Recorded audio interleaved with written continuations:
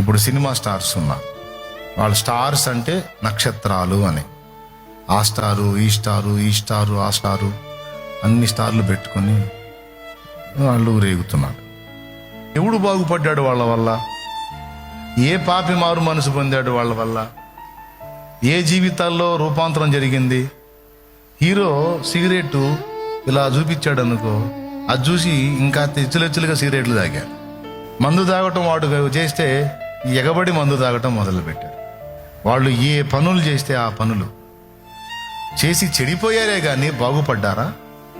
జనం మొత్తాన్ని ఒక దారి చేసిన వాళ్ళు స్టార్ లేని నాకు అర్థం కాదు.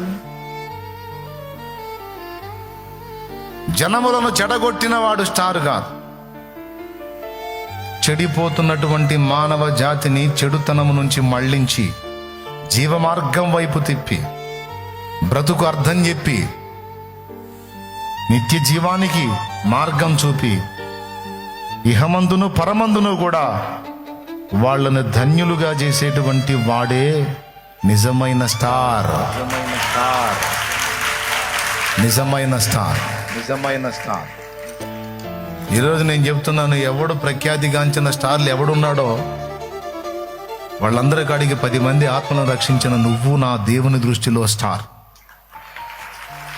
10 మంది జీవితాలను ఒకవేళ రక్షించుంటే, 10 మంది ఆత్మలకు సువార్త ప్రకటించి 10 ఆత్మలను కాపాడి ఉంటే నువ్వు నా దేవుని దృష్టిలో స్టార్.